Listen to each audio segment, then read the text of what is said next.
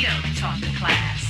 I'm not an addict, I'm just an ass. Loves the answer, the greener grass. I'm not an addict, I'm just an ass. One day at a time, free at last. When you don't know just what to do. Just what to do, just what to do. If what you're feeling is really true. Is really true, is it really true? Just keep your ideas safe and sound. Safe and sound, safe and sound. That's exactly how change is found. Change is found, change is found.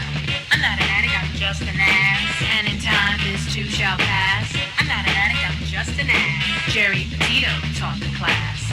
I'm not an addict, I'm just an ass. Loves the answer, the greener grass. I'm not an addict, I'm just an ass. One day at a time, free at last.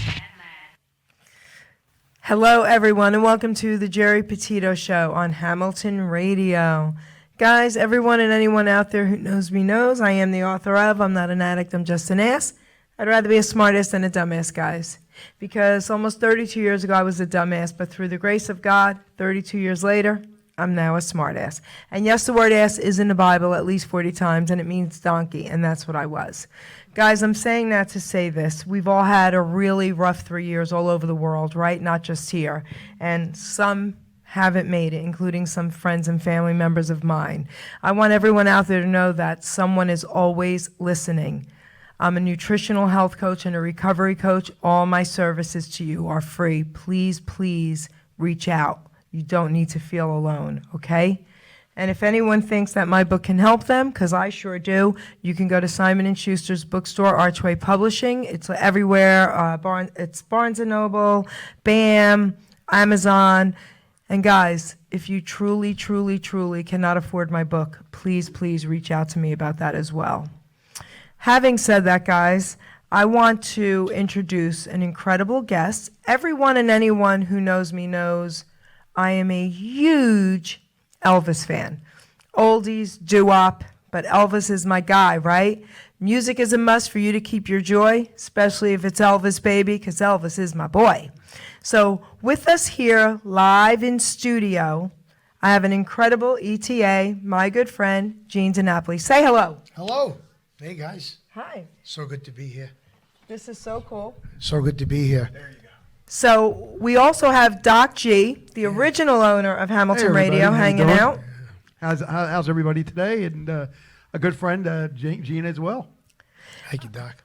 We've got Ruben in the background because he's the tech guy who did all of this for us in our new studio, right? Yes. Isn't this cool? Congratulations on the new Thank you, baby. layout. So I love my little gift. Okay, look at this really cool Elvis mug, baby. It's a mug, but this is the cutest. This is little boy Gene. Little boy Gene. I didn't bring you one, Doc. I feel bad. Little boy Gene. I have a donut in the car. I'll give you. I don't need a donut. Thank you for my beautiful You're gift. welcome. You're welcome. We have incredible, beautiful legends that we honor, Yeah. and they're just, we love them. You know, you said something good came out of COVID. Yes. I would have liked to interview these people on a couch or chair to chair like the Tonight Show. Who knows? Maybe that still could happen. But, you know, you have to plant a seed in order for a flower to grow. And I think what I did with the renting of the venues and the couple of shows that we did that weren't as great as we hoped, and the show, we planted seeds that now we could watch come to fruition and maybe become a real talk show with guests and skits and stuff like that. Mm-hmm. And the venues, the theaters are coming back. People are coming back. We have 15 shows between now and Christmas and New Year's. So you know what? Fingers crossed. We get the word out. We get a lot of people. Make a few dollars. Have a lot of fun. You know. So, Doc G, is there anything you'd like to say to him before we play a song? Well, I wanted to say, I mean, I've known Gene for a little while now. We've talked on the phone, and we've, talked business and other things. And I've been working with him for a little bit, and, recently found out that he was a promoter for all these different oldies acts, and he was talking about it. He's like, oh, I didn't know you were this, and I didn't know you do this, and I didn't know you do that. So unless you tell people about it, nobody knows. Right. You're more than just an entertainer. You're involved in all parts of entertainment. I am. And besides entertaining, I did take up acting. which has really been a wonderful thing. I told you I went to Bogota, Colombia. My first job I went out for. That's cool. And I beat out 5,000 Italian American actors that looked just like me. That's pretty funny. So I spent. But you had that something that I had they didn't something. have. I don't know what it was. I played Angelo Ruggiero, John Gotti's best friend. That's cool, Spent- baby. Yeah, spent 12 days in Bogota, Colombia, South America with great guys, and went to Shakira's restaurant to eat, and it was a wonderful experience. Come home, I'm singing on a cruise ship, and I get an email that I could be in The Irishman as a featured background, which meant I was in the scene with Al Pacino and De Niro and Pesci. My buddy Yeah. Tony Farrow's in that. Yes, absolutely. Another great guy. So there Great was, I actor. was in 5 scenes. They cut a few out, but there's a restaurant scene, and there's maybe 7 people in the scene, and I'm one of the 7. That's pretty cool. Right, but It the is. only problem is this is all you see. is the back of my head. So listen, when I see that, I'll Yes. be like, everybody, and that's the my side, guy. and the side of my nose. But I have the paychecks to prove that I was there. That's Oh, that's great. so cool. So, I like producing and promoting because I like to be organizational, set list and everything. But I like to stand at the curtain and watch the faces of the people while they're getting entertained. Okay. And know that this is my child for the night. Yeah. So I created this, I invented it, I thought of it, of course with other people. I take the risk, and for good or bad, it's a child. Like if I don't have children, but if you I have do, if of you have course. a child and he falls and hits his face or he has a fight, you're still going to love them as if they woke up in Sunday school, with a white suit. with But the- we're Italian. We would Right. trip them to laugh and then Right. say, "Come here, give me a hug. I love you." no blood, no sympathy. So it's nice to see things come like a construction worker. They love to see their finished product, and that's what this promoting game is. It's not as easy as everybody thinks it is. I've learned some valuable lessons in the past 18 months from some successful people, and then I've learned some lessons from unsuccessful people. So I know what not to do now. I know what to do, and we're going to try to come together and create the perfect storm. Beautiful. Yeah. So with that, Ruben, let's play "Pledging My Love" and remember the first 5 seconds. You had a promo in it. I did? Yeah. So that Skip that. promo was to, I'll tell you about this. We're not playing the whole thing, are we? Pledging, we're playing it. Yes. The whole song? We play 3 songs Oh, my God. because our guests want to hear the music. Oh, wow. Okay. After all our nonsense of talking, Yeah. then we hit them with a Well, beautiful I hope song. if anybody likes that, they go to the website. There we go. That one. And if they don't like it, they just don't say it. Here we go. I forgot you were in The Irishman. I'm sorry about That's that. okay. That was cool. It was a great experience. Are these still on? No.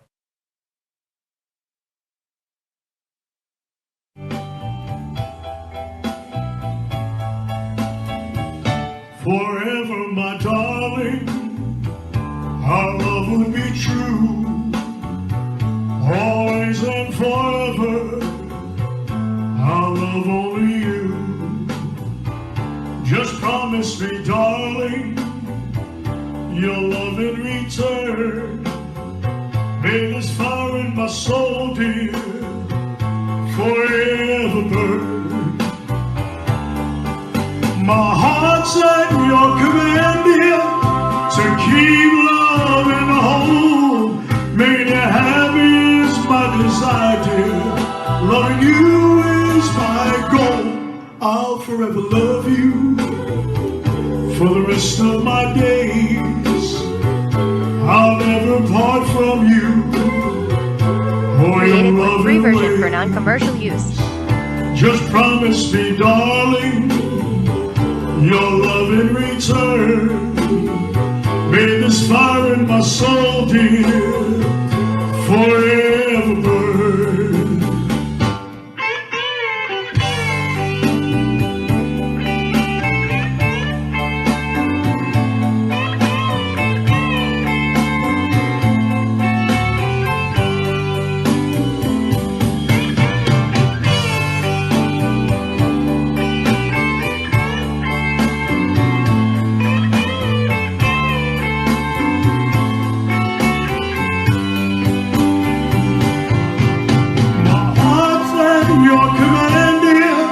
to keep love and hold.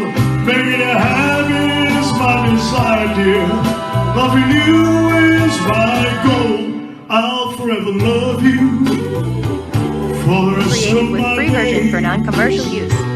I'll never part from you or your loving ways. Just promise me, darling, your love in return. May this fire in my soul, dear, forever burn. Oh, oh, oh, oh.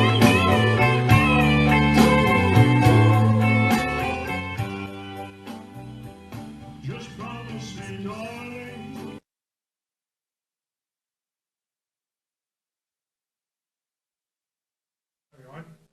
I don't know. Are we on? There we go, baby. Beautiful. Absolutely beautiful. Thank you. Tell us about that. Well, you know, that quality is a little shabby because that was done on my phone. Okay.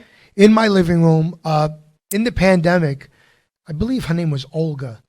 She had this idea to do the song New York, New York Okay. with about 75 different performers. Okay. And she had people like the Naked Cowboy in it. I love it. Yes. She had my dearest friend, Pepe Cardona from the Okay. band Alive and Kickin', who's no longer here. She had Broadway stars, and she thought she wanted Elvis.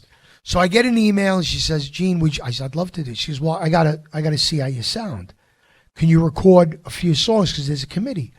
So we are stuck at home. I can't go to the studio. So I pick up the phone, and I just recorded that in my living room. That's really cool. And I wound up in the video. Okay. And I think my line was King of the Hill. So there I am in my Elvis jumpsuit. It's a video. It's on YouTube. And I'm singing King of the Hill in the jumpsuit dressed as the king. So I think it's awesome, especially since you did it on your phone. I love the song. I mean, who doesn't love Pledging My Love, right? Elvis singing it to me. I mean, he sang Yeah. it to me. You know that, right? Absolutely. All right.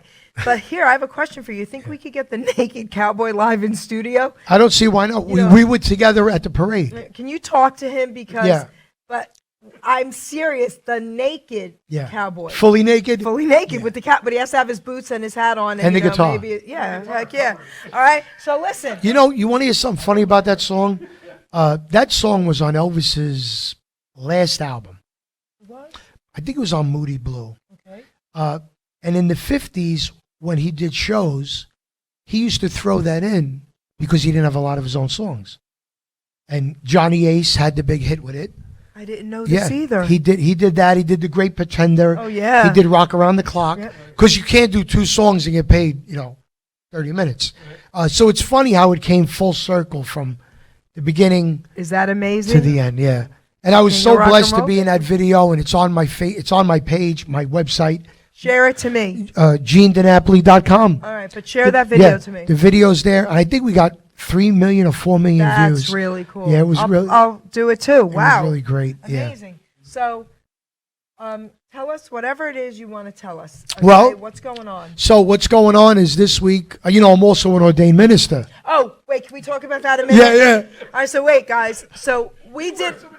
All right, but wait, I got to say this first. So Gene and I did a show recently together because we both wanted to talk about our views on the Elvis Yes. movie. So we won't talk about that now, but it was a great. He was on Zoom though at the time, not live in studio, and begged me to come live in studio. I said, "Sure, you could." Sure you could. Nah, I tortured him. I said, "Come on, you're getting live in studio." But he was telling us then about him being a minister dressed as Elvis, and I was cracking up. So I'm like all of a sudden thinking, "Oh, he's a minister. I got to be." And tell them why you became a minister. Well, I used to do mock weddings as Elvis, and there'd be a real minister next to me. And it got so confusing. Well, only because they would make me go first, and I would build up this event because I would do Elvis vows, and then I would sing a song for the bride and groom, and then the minister would talk. So you went from here to there. So I said, okay, how can I'm not going to disrespect a real minister and say he goes first. So I said, what if I combine both? That's right. And give these people a combo price instead of paying me and them where it's expensive, make a combo price, and it's legal.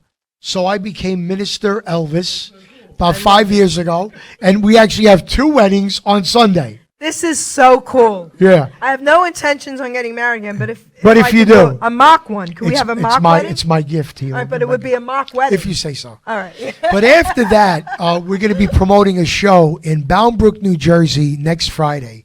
It's called the Rock and Roll Royalty Review. And what we did, me and this gentleman, Joe, is we said, okay, he came up with this name, the Royalty of Rock and Roll, because he wanted to promote this young singer named Jackie DiMaggio. Okay. And Jackie specializes in a Connie Francis tribute. That's pretty cool. So she's the queen of the 50s. Yes. So I said, all right, Joe, who's going to open up for her? He said, I don't know, a comedian. I said, why don't I do my Elvis act? He's the king, right? So now you got the king and the queen. Hand me one, please. And then we got the doo-wop group, the Mellow Kings. You get where we're going with this? Go ahead. Right? So now we're on a roll. And we needed a backup band. So we get our friend, Stan Ziskas Del Satins, to back them up and do his own thing. So when the show was set, I said, okay, what else was there in royalty? We had the king, the queen, the prince. You had the court jester, right? The clown. Well, we added Bobby DeAndre of the Knockouts because he is not only the world's oldest living lead doo-wop singer at 90 years old, he is also a comedy act while he does his show. So we added him to the show because he brings the entertainment value up. So, and now we also added Joel Katz, Yep. who's going to be with the Mellow Kings. So you have 6 different acts this coming Friday, the 21st of October, Bound Brook, New Jersey, the Brook Arts Center, a beautiful theater. I'll be presenting 15 different shows there next year. Tickets at brookarts.org. It's going to be a great show.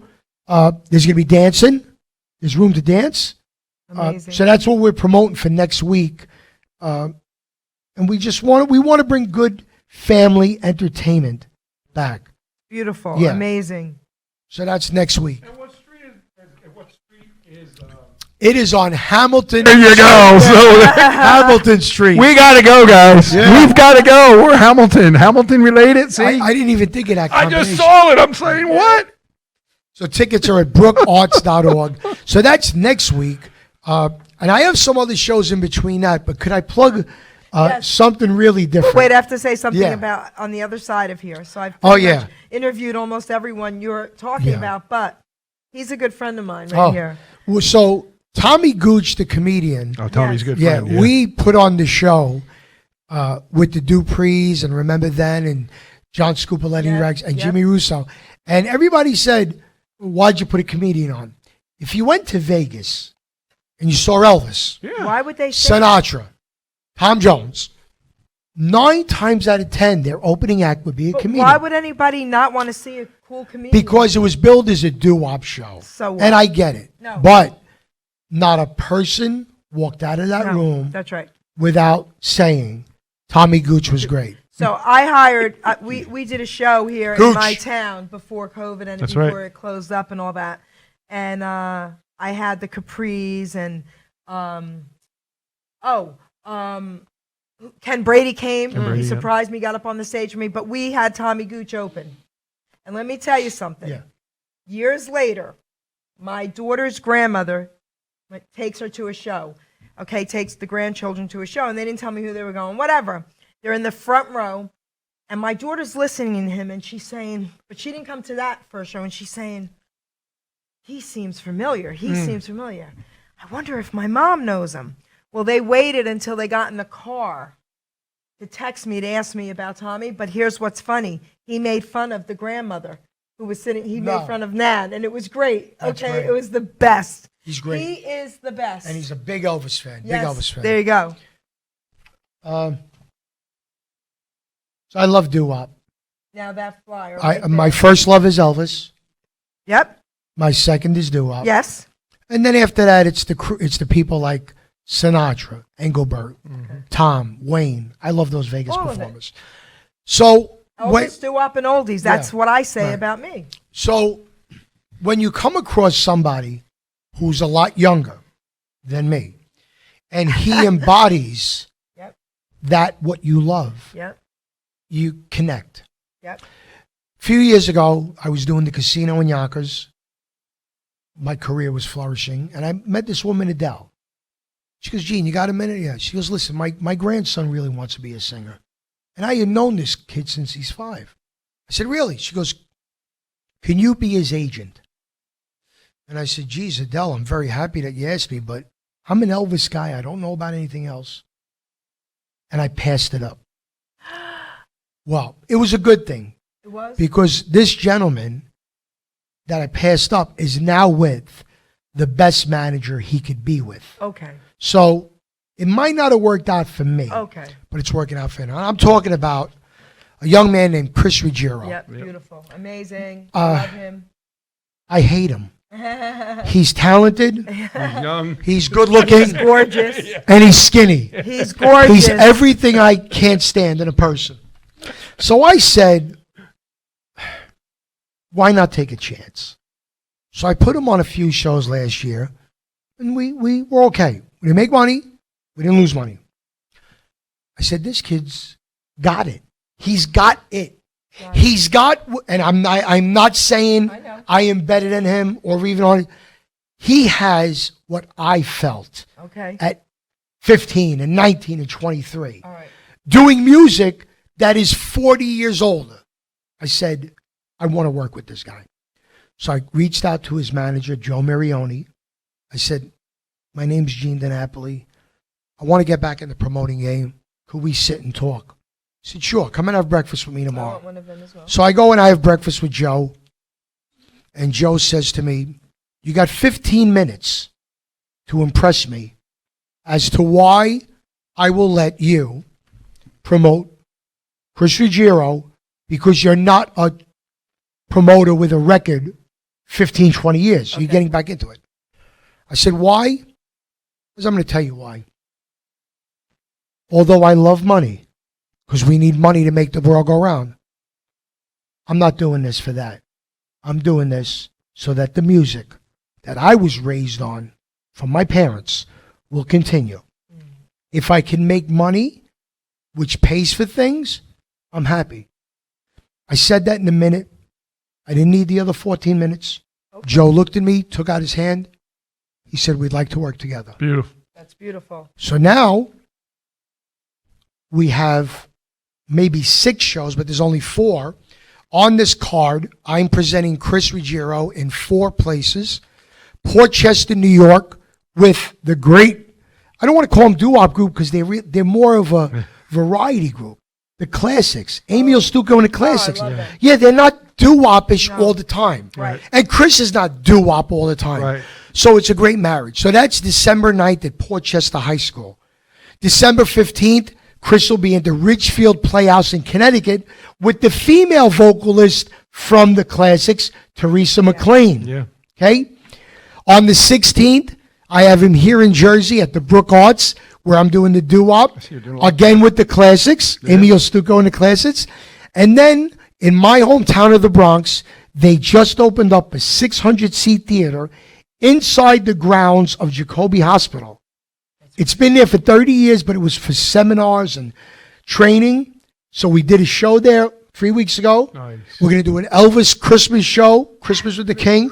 And then on the 18th, I'm presenting Chris there in the Bronx, again with Teresa McLean, but also with a comedian that will make you cry, Tara Canestraci, however you want to call it. It depends on what part of Italy.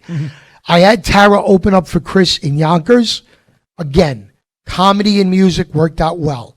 So all these shows you could get on Chris's website, Chris Ruggiero Tix, Tix.com. And this is Christmas with Chris Ruggiero. He's got a brand new Christmas CD coming out.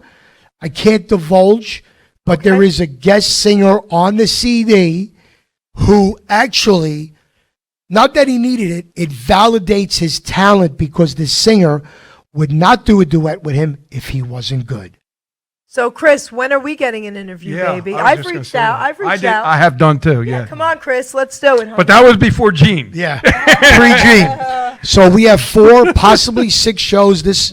I'm so glad that we're going to bring it back to the Bronx because Awesome. there is no Bronx venue, and if we have a success in this Now, theater, that's cool. tons of parking, Yeah. secured parking. Yeah. It's on hospital grounds, so it's no problems. that's There's no really venue here either. This is exactly what we were talking No, about. I had it in the last venue, and they closed up right after. we need this kind of entertainment in this part of Jersey. Well, I'll tell you where I just spoke to. I just went to the Hopewell Theater. Okay. 15 minutes away, I spoke to them. Yeah. We're going to talk. It's a small, intimate theater, Yeah, Okay. it is. 180 seats. Yep. But I think if we do lunch and dinner shows, It would work. because they have seats with Beautiful. tables. Yeah. So you know what? Maybe this is something we could work on together. Oh, absolutely. We get Chris, Hopewell Theater. Right? We have Ruben open up for him. Chris Ruggiero, Tix.com. And then we have in Bound Brook, next year we have This is so cool. the Jersey Four, Okay. which is a great group. We have Andy Cooney's Irish Show. I have Tito Puente Jr. going in. oh, Tito Puente. I have 3 doo-wop shows. I have a freestyle dance show That's cool. and a classic disco show. That's cool. Then I'm having an Indian Hindu show music. I'm having a Greek music show. Really? Yes. Diversify. Where's the Multi-international. Indian show going to be? All at the Brook Arts, Bound Brook, New Jersey. I have to tell my Indian friends. Because the seats are removable. So we could have dancing and seating. Oh, I love that. Right. Okay. We're going to bring back the New York Bee Gees. Yeah, because they did great last year. Sal Valentinetti we're going to have from the Regs of Talent. And, He's from Long Island City. Yes. He knows all my family. yeah, Yeah. great kid. We had him a few times. And you know what? We're going to diversify.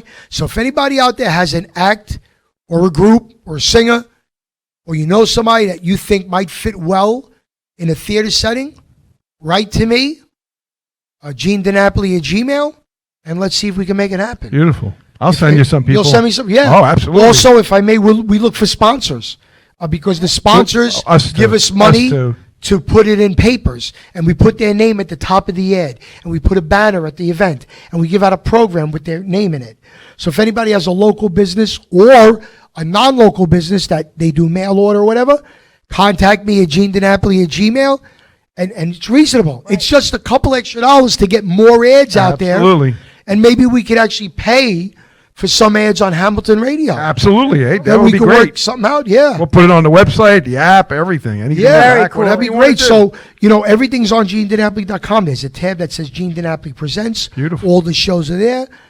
Spell your name for them. Gene, Gene, Dinapoli, Dinapoli. It's right there on your screen under the Geri Petito Show. How about that? How about that? Now, that's your real name, right? Gene, or is it Gino? Because It's everybody Gene. used to call me Gene, but my real name was Gino. No, it's Gene. And my father was Eugene. By the time I was born, my mother hated my father, which was about 5 minutes after they said I do. So I wasn't named Eugene, and I wasn't named Gino. So when I was about 15, I said to my father, I'm thinking about changing my name, a stage name. And he said, let me tell you something. If it was good enough for your grandfather to stay on a boat 4 weeks to come to this That's country, right. it's good enough for you to keep. Yeah. That's And I'm so glad I never changed it. Yeah. And You're it is unique. a stage name to me, Gene a Dinapoli. stage You are unique. That's unique. I've been called that before, among other things. Beautiful. So, Ruben, hit us with another song. So, is this the gospel song? Lead Me? Does he know? So, Elvis's first love was gospel music. Of course. And this was one of the songs I did for the video. It's a personal favorite. It's an old hymn, and it's called Lead Me, Guide Me. And once again, I hope everybody out there likes it, even though it was recorded on my phone, in my living room, in my pajamas. One of my faves.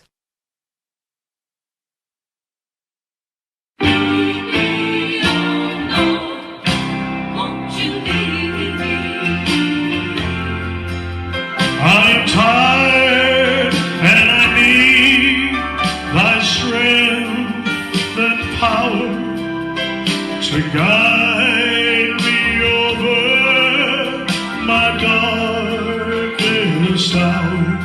For just open my eyes that I may see. Lead me, oh Lord, won't you lead me? Lead me, guide me along the way. For if you lead me, I cannot stray. Or just open my eyes that I may see. Lead me, oh Lord, won't you lead me? I'm lost if you take your hand from me. I am blind without thy light to see. Lord, just always let me thy servant be.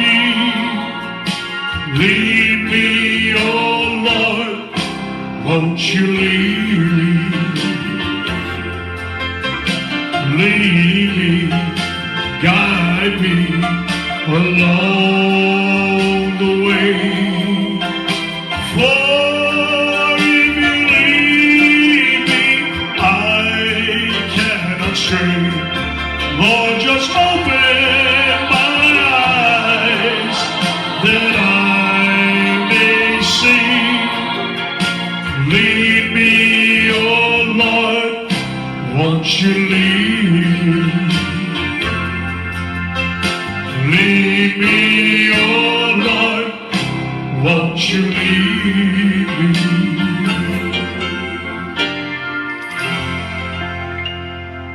Amen. Absolutely beautiful. Amen is right, baby. You know, when I record, I always do songs that are from the latter Elvis because the background tracks are always in the original key. So here I am at 56 trying to sing the original version of That's All Right Mama when Elvis was 19. So the keys don't always blend. Oh, Yeah. And, you know, unless you want to spend hundreds of dollars to recreate them. So when I record, I do a lot of older stuff because that's where my voice is at.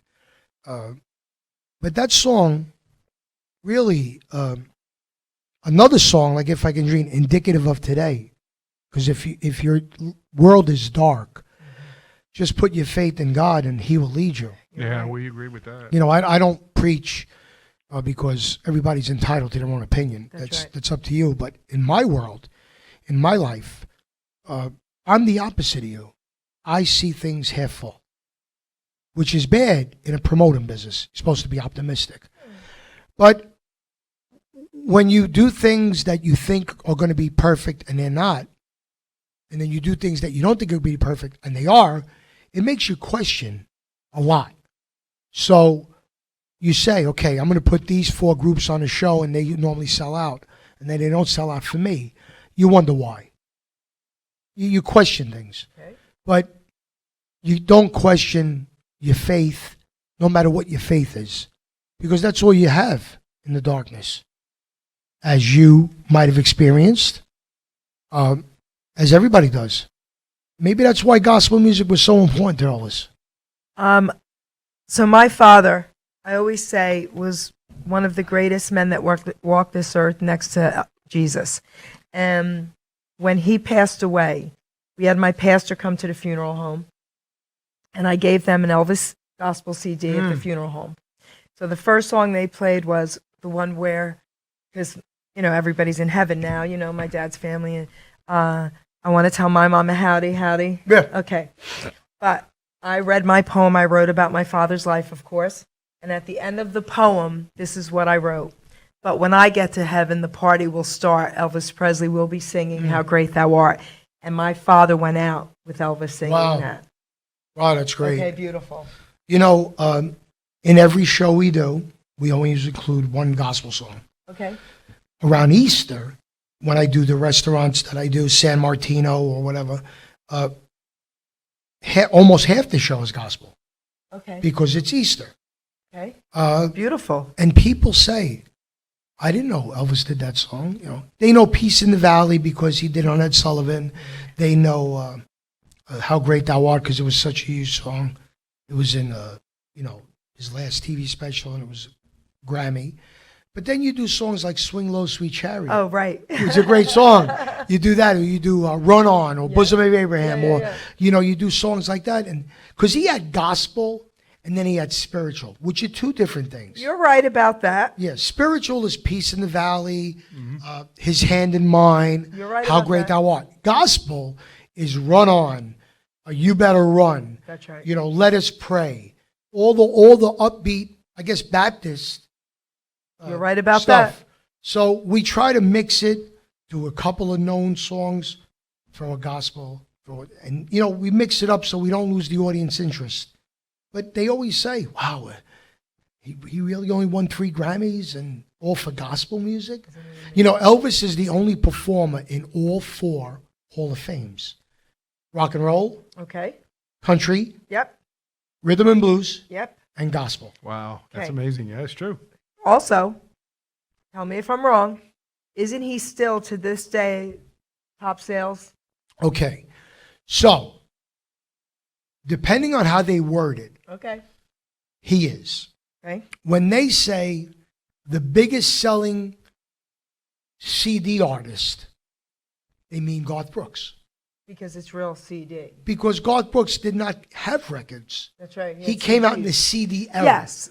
When they say the biggest selling artist of all time, it's supposed to be Elvis. Yeah. Supposedly Elvis sold over 1 billion Over records. 1 billion, but Right. that's not supposedly. That is a fact. So in my mind, yes. Mm-hmm. Now you have the Beatles, who's the biggest selling group. So depending on how they word it. Like, do you remember when we were kids? You're too young, but you remember when I'm we were older kids? than you, mister. You'd She's watch- my age. She's around my age. You I'm remember? older than both of I am older than both That's of these true. cats. You- Impossible. Do you remember when we were kids, we watched TV and they'd say, Slim Whitman sold more records than Oh, yeah. Elvis, the Beatles, and the Rolling Stones combined. Yes, he did. In Arkansas in the year 1972. You're right. Okay, so listen. So- that's Yeah. great. Yeah, so it's how they word it. That's so true. I don't think the Guinness Book World Records lies. Okay, listen, And in the listen. Guinness Book, Elvis Presley Number is one. the biggest That's selling So funny. recording That's right. artist of all time. Over 1 billion, and that is the truth. But guys. see, that's part of marketing. That's Oh, yeah. how they do what they're doing. Even Johnny Cash sold more. Yeah. Slim Whitman, Yeah, but, right. but the way they made it so sound, Boxcar he was Willie. the biggest. Yeah, Remember Boxcar Boxcar Willie. Willie? So now, I want to get into. We're going to play one more track, guys. But I want to get into a little bit about how we haven't really talked about that. How you became this huge Elvis fan, and how you started doing what you're doing. Talk to us a little bit. So, How old were you? First of all, I want to ask you that when you first realized your love for Elvis. 5. And I feel the same way. I don't even know if I was in school yet. Yeah. Okay. I used to cassette tape all the Yankee games. Oh. And I used to sit up at night and I used to draw out the diamonds. And I used to say, okay, Greg Nettles was my hero. Greg Nettles hit a double in the 5th. And it was just something to do. So I would record the games. And later that night, I would play them back. And we had this big console TV. You Yeah, so remember? did we. Right. So We did too. my mother used to say, don't turn the knob too fast. That's Well, right. what do? I turn the plastic knob and I break the knob. The Yankees were on 11, channel 11, and I stopped it on channel 7 Oh, this is funny. and it was during the week because it was the 4:30 after school movie. Now back then it was either one of 3 movies. It was an Elvis movie, it was an Abbott and Costello movie, or it was a Godzilla movie, right? Yeah, you're Well, right. Yeah. I didn't love the Godzilla, but I Right. would watch Abbott and Costello. Right, Go right. ahead. So I break the knob and I'm scared I'm going to miss the next batter. So I run to the kitchen. Remember we had junk drawers? I still do. Right, okay. Yeah, I still have a So junk you go to and I pull out this pair of metal pliers. Oh yeah, I Right? know where you're going with So this. I run to the TV and my grandfather's on the couch and the tape recorder is still going. Okay? And I put the metal pliers into the electrical Oh no. of the TV Yeah. and it zips me. So I drop it, and I go to get it, and I hear the announcer go, "We now return to Girls, Girls, Girls," starring Elvis Presley. So I'm standing, I'm 5 years old, I'm standing in front of TV, and on comes Elvis, dressed in black, singing not to one girl, but to two. And he's singing Return to Sender. And I look, and I'm shocked. And I turn around, and I still got the cassette, and I go, "Poppy, who's that?" And he goes, "That's Eba Parsley." My grandfather would always make names up. "That's Eba Parsley." So I watched the movie, and that Saturday I begged my mother to take me to the record store. For Eva Parsley? Eba Parsley. So I go into the record store. I'm this big. love this. My mother's double parked because there's no spots, and I can't even see over the counter. And the guy goes, "Can I help you?" I said, "Yeah, I want to buy a record by Eba Parsley." And he goes, "Who?" I said, "Eba Parsley." Kid, I said, "The guy that does Return to Sender." And he goes, "You mean Elvis Presley?" I said, "Yes." So he goes and he gets me the 45 of Return to Sender. I wore it out. That opening horn line. So I was always mimicking him in front of TV, but I was mimicking the movies and all the songs from the movies. Oh, okay. So I would buy the soundtracks. I didn't know that there was an album with Blue Suede Shoes. I didn't know there was an album with Hound Dog and Don't Be Cruel because I only had the soundtracks. Right. So in my room, for years, I would sing G.I. Blues, Return to Sender, Queenie Wahini's Papaya. I love it. So I would sing all the songs from the soundtracks Right. because I didn't know anything else. Right. Now, 1973, he's in Aloha. I'm 7. I catch it. Now I hear Blue Suede Shoes, Hound Dog, Burning Love, Suspicious Minds. So I go to the record store again. And the first album I bought that wasn't a soundtrack was Elvis Live in Vegas, 69. I says, okay. I wore it out. I couldn't get enough of that intro. Everything was like driving and fast. And then I started to collect all the records. Now I'm in my room. My mother had a floor-length mirror that you can move. And every day I'd get home at 2:30 from school, and I'd grab the mirror, and I'd grab the broom, and I'd go upstairs to my room in the attic, and I would make believe I'm Elvis. My mother had no idea what I was doing. And every day she'd say, "Bring down my goddamn mirror." Because she would get home at like 3 or 4. And one day, I'm 14, we go out to my uncle's restaurant. My Uncle Mitty, who I love, is 97 years old right now. Oh, God bless him. And he owned a restaurant in Yonkers. And we go, and the band is there. So my uncle calls me up to do a song, and we do After the Lovin'. Oh, my God. Now I'm 14. How do I know After the Lovin'? Because I'm into this. My uncle takes a bow. I take a bow. He goes off stage. I look at the band, and I says, "Do you guys know Blue Suede Shoes?" Yeah. I said, How old are you again? 14. Go ahead. I says, "I want to sing it." So they can't tell me no. My uncle owns the restaurant. So the keyboard player says, "What key do you sing it in?" I said, "What's a key?" Now my voice already matured. So I walk over and I sing a line, and he goes, "Key of A, this is going to be good." So my mother and stepfather and my brother are in the front table, and they're talking. And he strums, and I break out into the song. Well, my mother's head almost snapped off. So I do Blue Suede Shoes, and I do All Shook Up. And people are throwing money at me. They're throwing bills at me. And I don't know what to do. And the guy goes, "Pick it up, that's yours." So I scoop it up, and there's about $100 there. That's awesome. So now my uncle goes, what are we doing? How'd you do this? So my mother goes, "That's why he takes my mirror every day." So I go up again later that night. I do the same 2 songs, and then I do 2 more. I do Don't Be Cruel and Hound Dog. And more money's flying at me. And my uncle goes to my mother, "All these years we're hiring these bozos. We got it right in the family." Yeah. I made, I think, $600 in tips. But I didn't make that all because I was singing. I made it because my mother was the hat check girl in my uncle in the restaurant. So the next day, so you hear about opera singers, right? They wear bathrobes and towels. So the next day I come down from my attic bedroom, and it's Sunday, and you got to get the laundry, blah, blah. So I come down, I got this big bathrobe, and I got the kerchief, this towel around my neck. I'm sitting at the table, and my mother says, Gene, go down and get the laundry from the basement. So I looked at my mother, and I said, after I'm done with my tea, madame, and I never saw the punch coming, she hit me in the back of the head, the towel came flying off, and I went right down to the basement. She knocked the ego out of me right away. That's great. Yeah, it was a wild ride. At 14, we were doing hospitals and nursing homes and charity events. Wow. And at that time, I was, on record, the youngest Elvis in America. I don't know if they were amazing. younger, but they weren't publicized. I was publicized. Right. And as far back as I remember, I have a poster from 1990. I was the first one to use tribute artist. I believe I was the first Elvis act to say tribute artist on the poster. That's pretty cool. Yeah, I have it at home. If anybody could prove me wrong, I don't stand on ceremony. I say I'm sorry. But I know I was the youngest Elvis in America on record, and I might have been the first one to use the word tribute. Hey, listen, that's pretty cool, and It we've is got cool. him here. Yeah. And I know this Yeah. guy, okay? Yeah. Don't let the gray sideburns fool you. I went gray at an early age, but I dye the hair when I have to do the Elvis shows. That's so So, funny. yeah. So, all right, real quick. So, I grew up in Long Island City, New Yeah. York, right? We moved to New Jersey when I was 12. So, remember the TV guides? Do I remember Okay. them? So, remember they used to be delivered to our Yeah. home. My father owned our 3-story family apartment building, and all family, grandmother downstairs, blah, blah, blah, my aunt upstairs.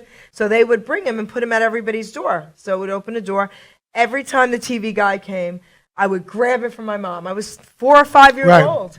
Be like, Mommy, Elvis, Elvis, because they always had a movie on Always. every week, once a month, whatever, but they had his photo. So I couldn't Yeah. read. So I'd be like, Mommy, and I would point, Oh, wow. Elvis, and she'd be like, okay. And I would always get to see my Elvis. Isn't that crazy? It's not crazy. It's what a lot of people Okay. did. Yeah. We're going to play one more song. Yes, and we and are. I got a little story about TV Guide after this song. Okay. It's funny how you said it. But this is one of Elvis's. This might have been on the radio in circulation when he passed away. Okay. One of the great. And this showed that Elvis at 42 could still rock. This is my version of Way Down. Oh, let's do it. All right, Ruben. Hit us with Way Down, baby.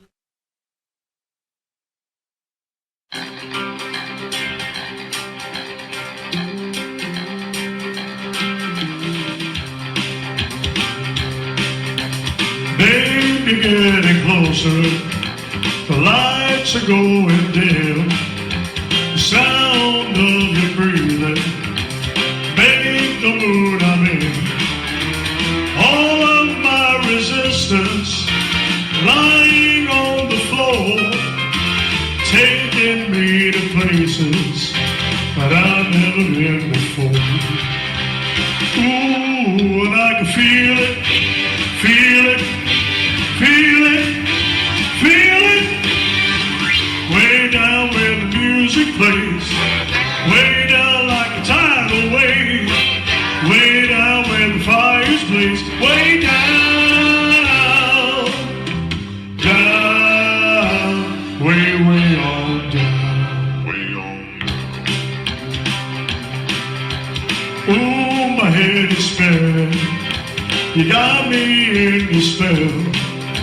100 magic fingers, a swirling carousel. Medicine within me, no doctor could prescribe. Love is doing something that I never can describe. Ooh, and I can feel it, feel it, feel it, feel it.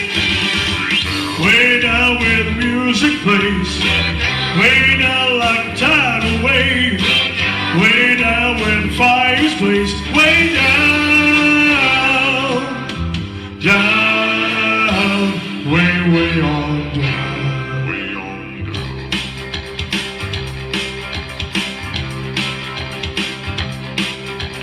Hold me again as tight as you can. I need you so baby, let's go. Way down where it feels so good. way down like the hope it would, way down where it never should, way down, down, way on down, way on down,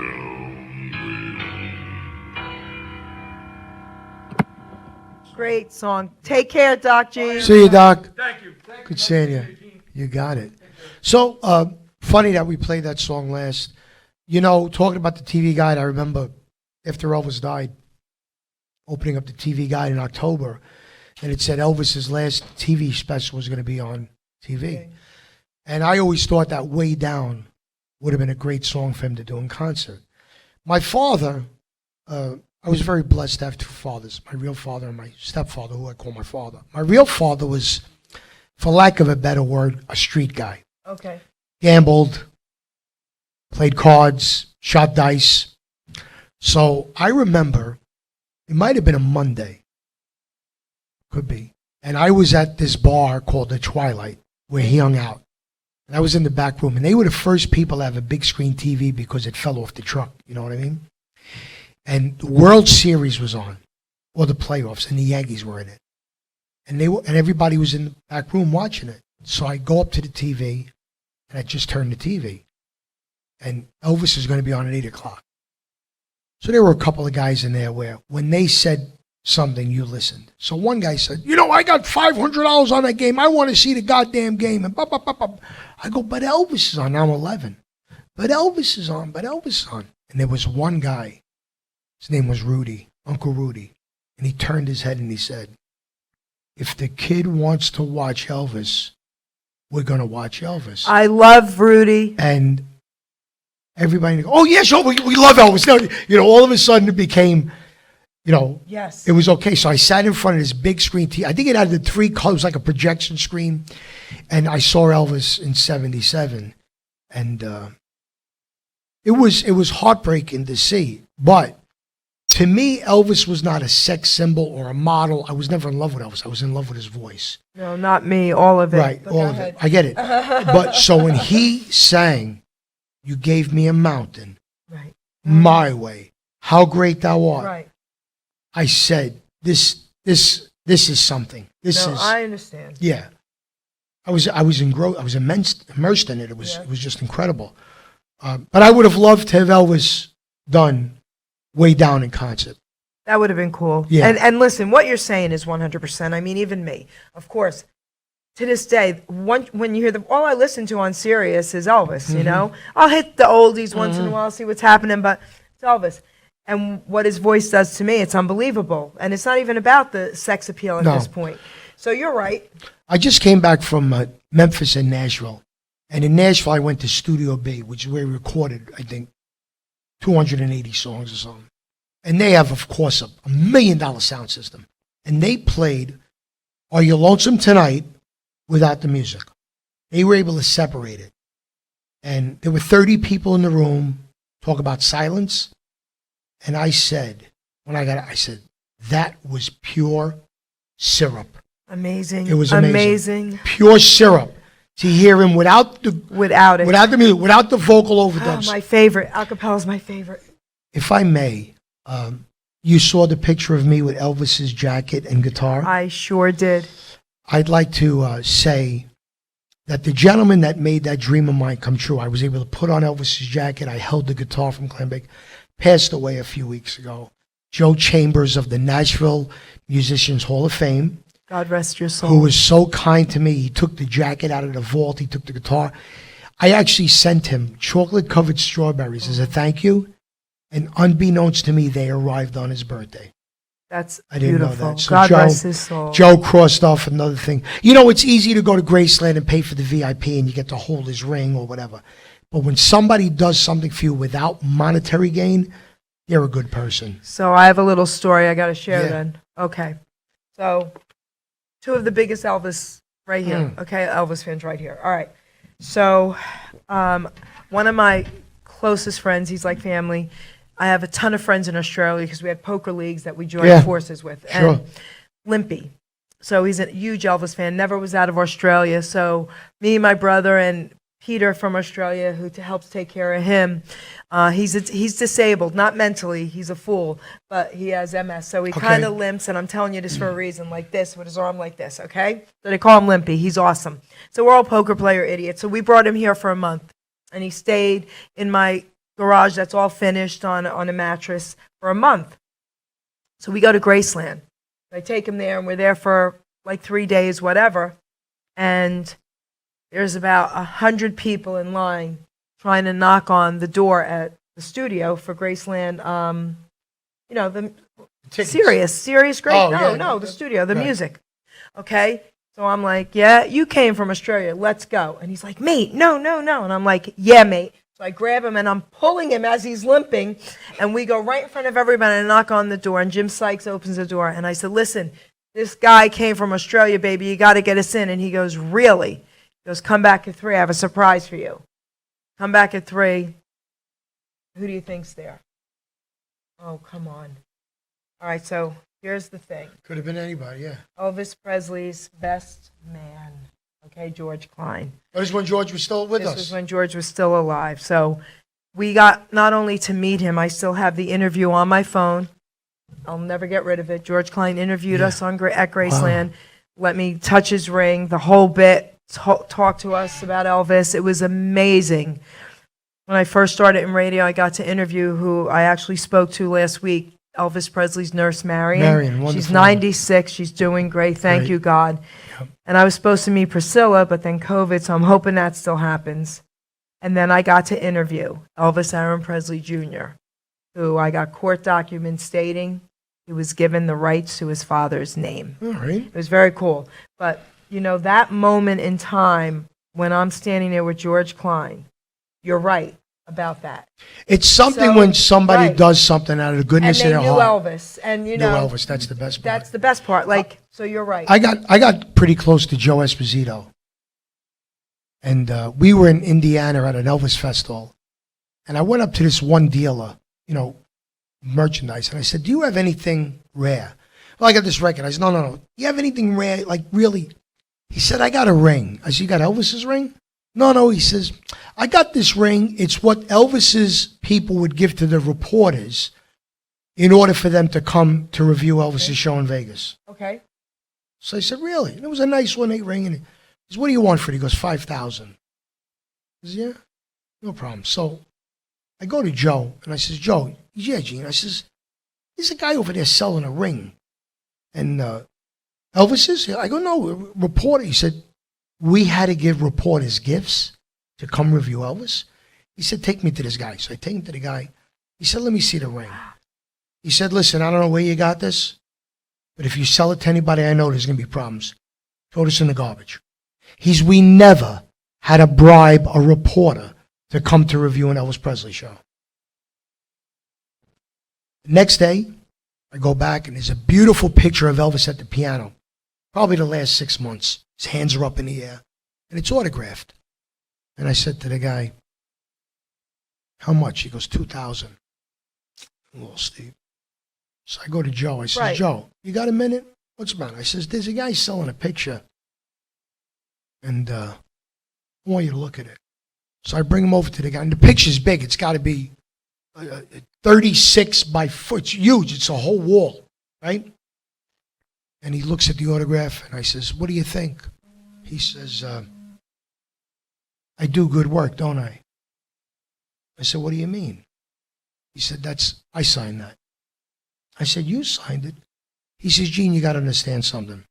The last year of Elvis's life, Elvis was very sick. Oh, my He goodness. said, so instead of taking a picture back to Elvis and upsetting a fan, we would give it to Elvis, and he'd say, yeah, sign it for me. Of course, sign it, because he was tired. I understand. He said, and we never sold him, so we didn't feel we were doing anything bad. And we listen, made people happy. But that I agree with, because Elvis said, sign it for me. That's okay, but not Oh, yeah. to sell them. Oh, no, not at Right. all.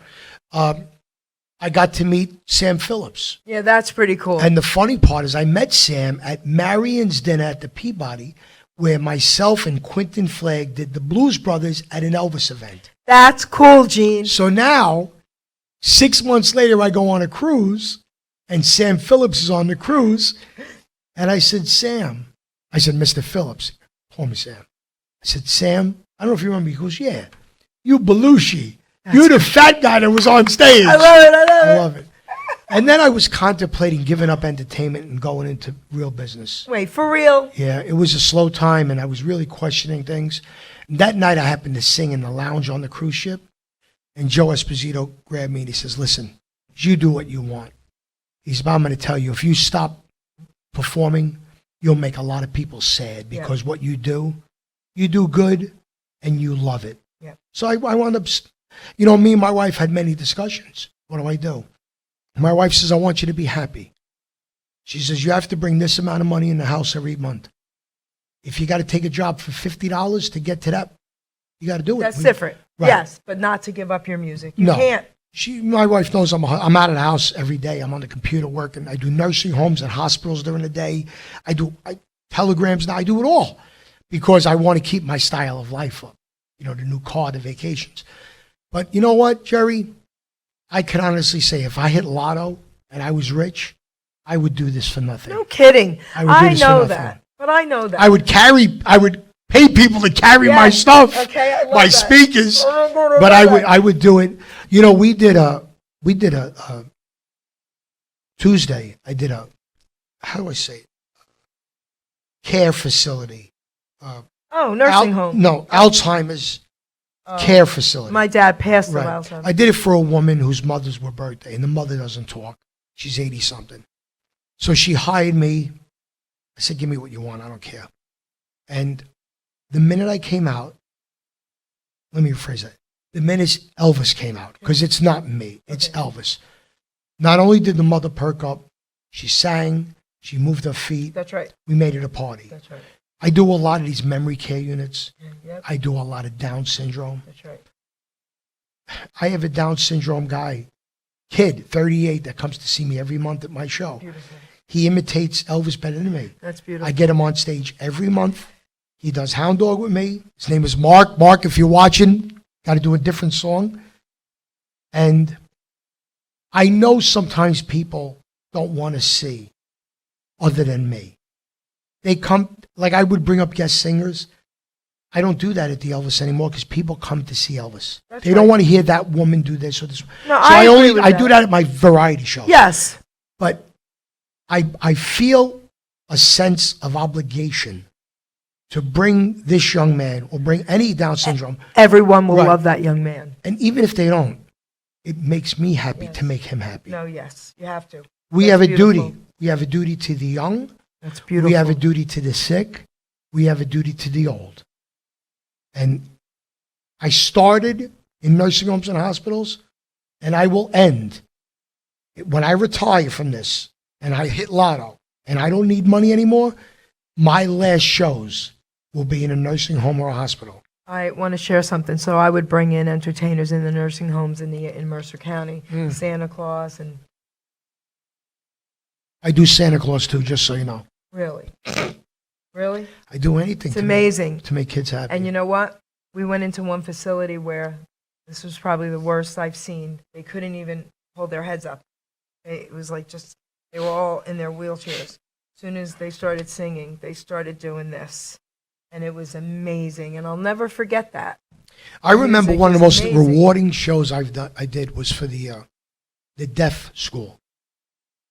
And I normally carry the Bose stick, so it stands up and down. So this time I brought a regular speaker. My wife goes, what are you bringing the speaker for? I said, watch. What I did was I took the speaker and I put it on the floor, facing the floor. They can't hear the music, Right. but they feel the vibration. Right. And they danced slow, and it was a slow song. And my wife said, how did you know? I said, trial and error, Oh my gosh. you know. Amazing. Yeah. I love it. I'm giving you a standing ovation for that. Thank you. That's It's amazing. It's my pleasure to make That's people beautiful. happy. Yeah. Let's talk a little bit about the Elvis movie. So, okay. So, did we play all your tracks? Yeah. Okay. So, okay. So, listen, you'll start it better than I will because I'm still angry. Go ahead. Right. So for the movie itself, I gave it a 7, Okay. only because there were factual errors. Okay. Costuming, I give it a 50 out of 10. Okay. Acting, Acting. forget about it. Forget about it. Amazing. Crazy. Writing, the non-fictional parts, Yes. great. Yes. But there were some timeline errors A lot. and there were factual errors. A lot. And what bothers me is if this was supposedly endorsed Okay. by Priscilla, and I don't even say But Lisa. it wasn't. But I don't even say Lisa because Lisa was a child. Lisa has no recollection of her father when she I'll was tell you born. what I learned. Continue. So Priscilla and Lisa glorified this movie. Yes, they did. I believe it's only to make money. Okay. That Right. they want more people to go to Graceland. They want this movie to sell. I called the president of Graceland. Jack Soden. That's right. Right. We had a beautiful conversation. He could not dispute one thing I was saying. And he said, I said to him, Jack, I asked him some questions that I'll disclose to you privately. But I said to Jack, why can't they come out with a 6-week documentary on his life and have everything factual? And he said, that's not probably in the works, but I can promise you this, something is. Right. And he said, Jerry, something's happening. And I said, okay, thank you for that. But I'm going to share something with you. So you know who owns like Elvis Enterprise now? A big percentage of it? No. And Michael Jackson's big percentage? Oh, Rob Silverman. No, Who? Shaquille O'Neal. Okay, he bought Okay. a publishing So thing. that's Okay. my point. So here's the thing. So this wasn't really a movie backed up by. Okay, so it wasn't backed up, but it's being the stamp of approval. Yep, by and they them. loved it. When I saw Priscilla and Lisa Marie saying it was amazing, I wanted to puke. There were parts of it that was No, amazing. no, I understand that. But if that You was know. my father or my husband's story, I would have been angry. So Elvis never fired or That's right. yelled That's at right. the Colonel on stage. Never, never. It happened, but it happened in private. in a hotel room. And I think that made Elvis look pretty childish. You know what made him look the worst? This is what really angered me. Everyone knows, and this is the truth, guys. We're not telling you opinions. We're telling you facts. Right. The truth is, Elvis Presley was drafted, and they tried to get him Oh, yeah. out of being drafted. The colonel didn't want him to go. He said, absolutely not. I want to serve my country. The colonel said, well, how about if we get you to Special do shows, services. special shows? And he said, absolutely not. I want to serve like every Right. American. Right. Okay, do you know what they portrayed in the movie? That Elvis Presley was going to jail for swiveling his hips too much, so the colonel got him out of going to jail by putting him in the service. A lie. Right. And that makes him look, that was the worst part for me, that they put that in the movie. I don't understand it. And even I just don't him understand. and his mom, and him and They Lisa made them Marie, look like they were terrible. Like, yeah. yes. You know, it wasn't a love story. It wasn't the Elvis story. No. It was about the business of Colonel. Elvis That's Presley. right. And I got to tell you something, and I get a lot of repercussion on this. Elvis controlled his own destiny. I don't believe the Colonel should be blamed for No, anything but I agree. except, Okay. except working Elvis. But Elvis wanted to work because he needed the money, because he was a spendthrift. That's right.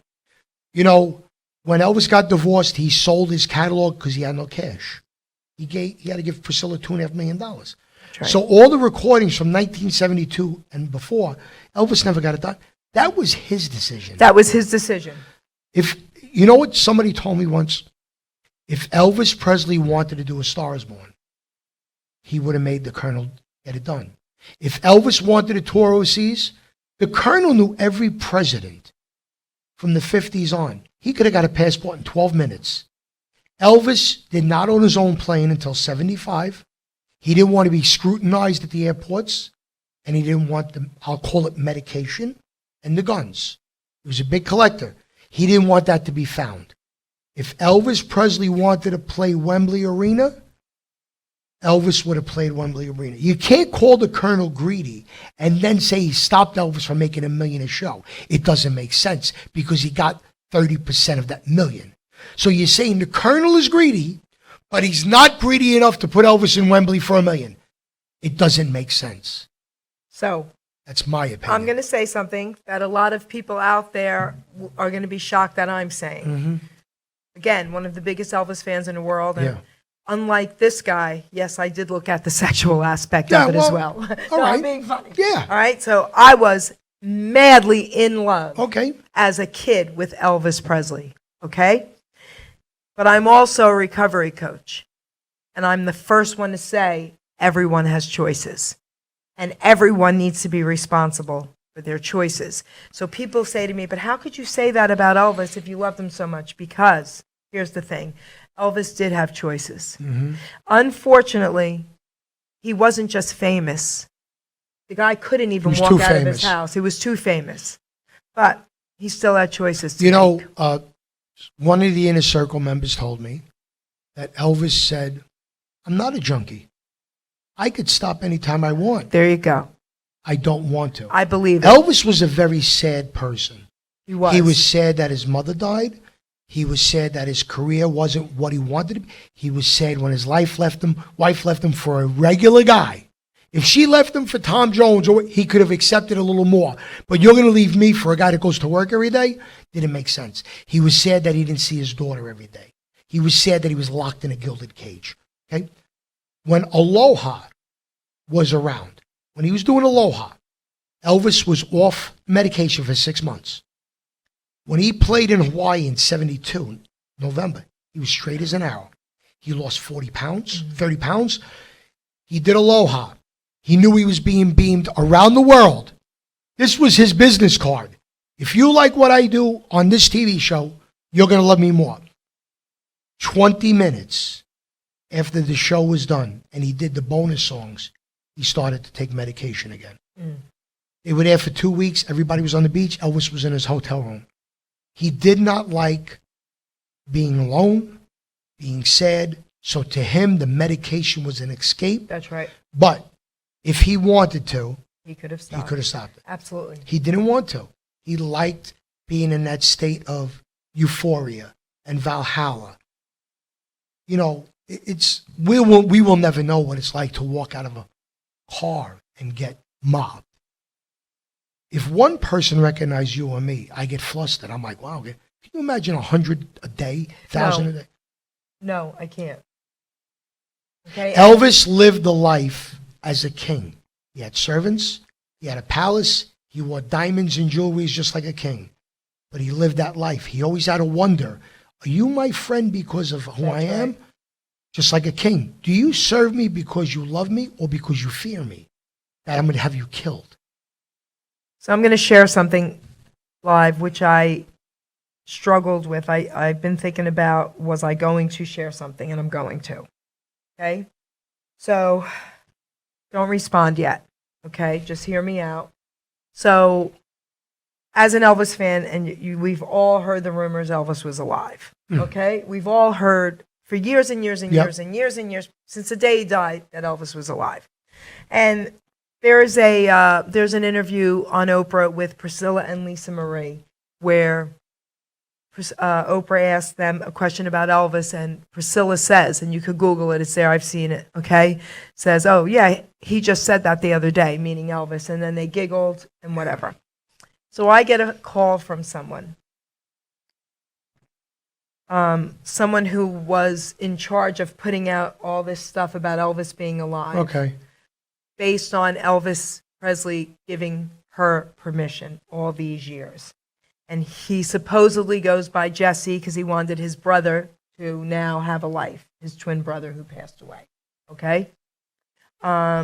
So apparently from what's going on with this story and this woman putting all this information out for his fans, he's, 87 years old now, whatever it is, and he's basically away and wanted his fans to know he is alive.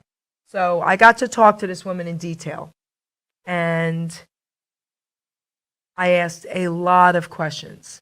So she answered all of them for me, and things have to make sense to me.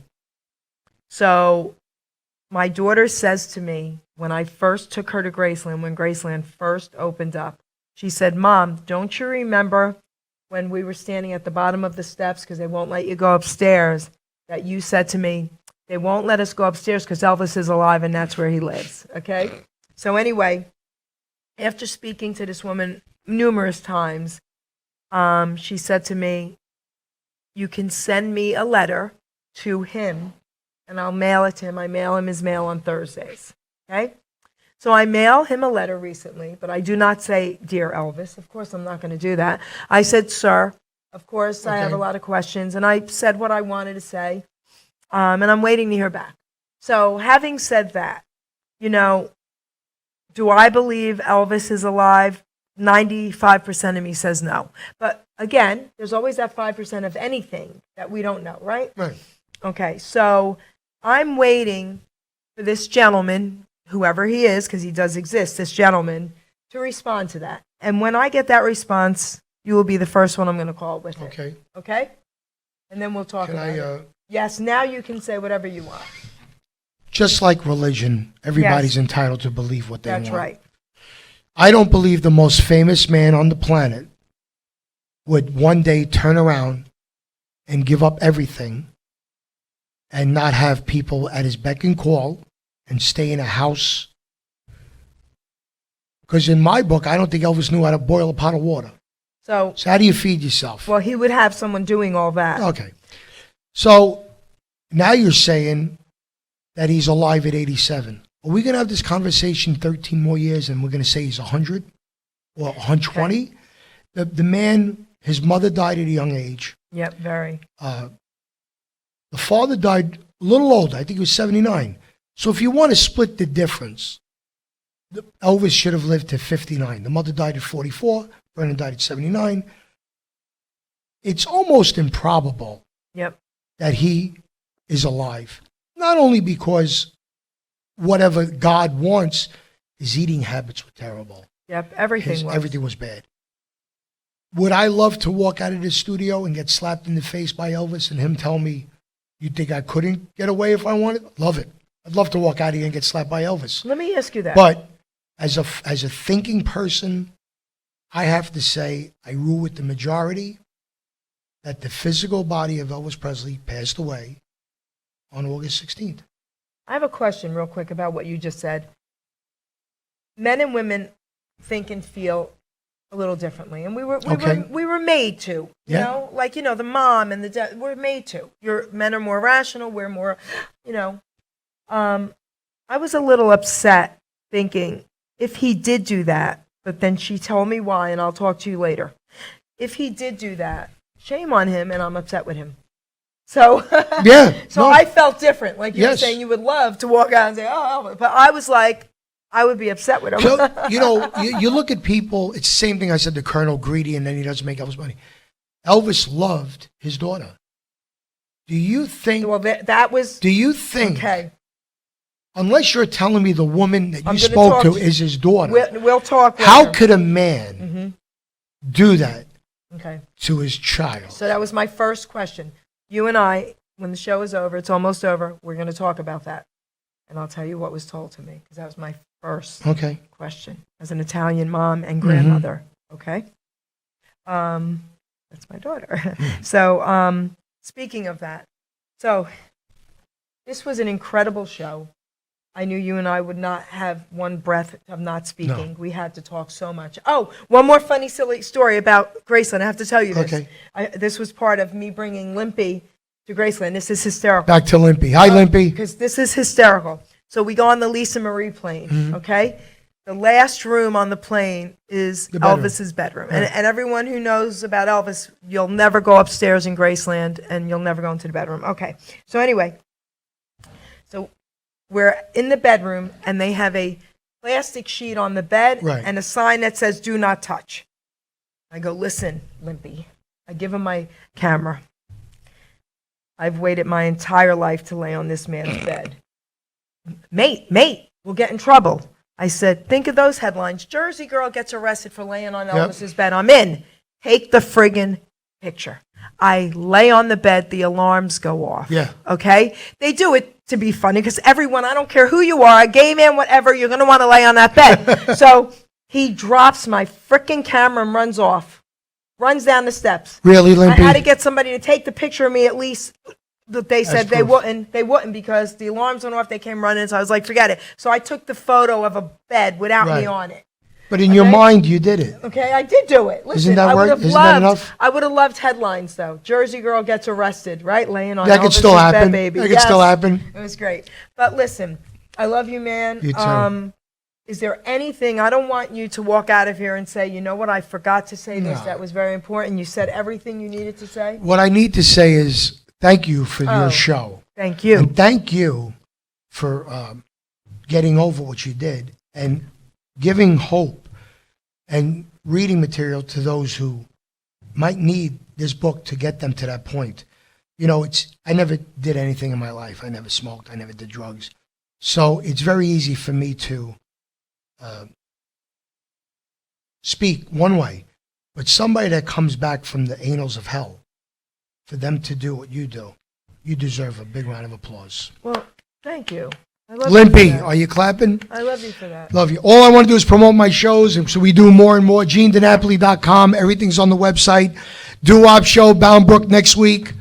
Chris Ruggiero, Bound Brook, Port Chester, the Bronx, Ridgefield. I just want to promote shows and have fun. If I make money, that's great. But Amazing. yeah, So, guys, I want to thank everybody out there for listening. Please share this. Go to the Geri Petito Show YouTube channel. It's there. It's also on Facebook.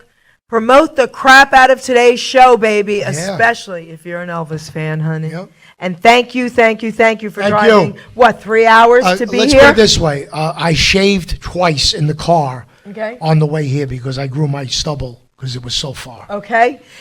I want to read a poem out of my book, and there's a reason why. It's called Utilizing Gifts and Talents. And the reason why this poem is important to me to share with everyone is because what this man has done, he's utilized his gifts and talents.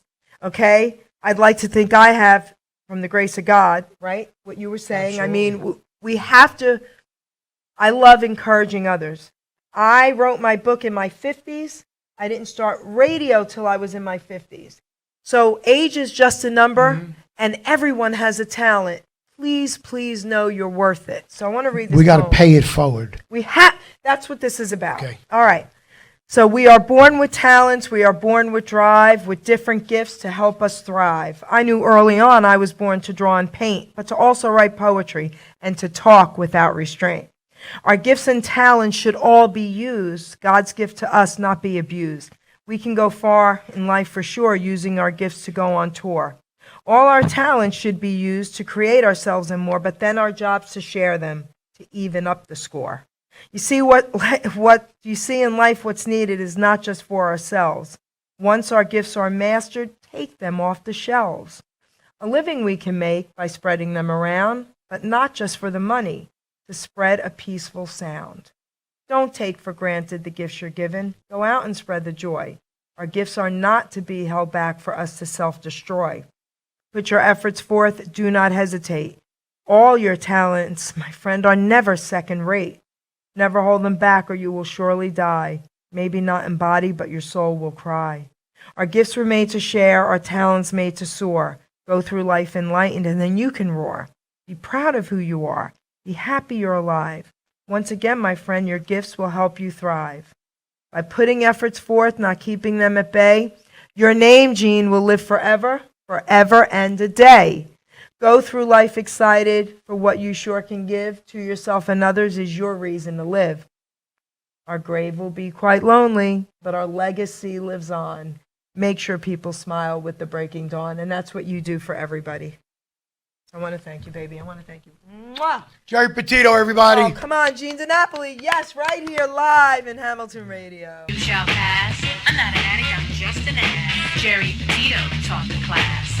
I'm not an addict, I'm just an ass. Loves the answer, the greener grass. I'm not an addict, I'm just an ass. One day at a time, free at last. When you don't know just what to do. Just what to do, just what to do. If what you're feeling is really true. Is really true, is it really true? Just keep your ideas safe and sound. Safe and sound, safe and sound. That's exactly how change is found. Change is found, change is found. I'm not an addict, I'm just an ass. And in time this too shall pass. I'm not an addict, I'm just an ass. Geri Petito taught the class. I'm not an addict, I'm just an ass. Loves the answer, the greener grass. I'm not an addict, I'm just an ass. One day at a time, free at last.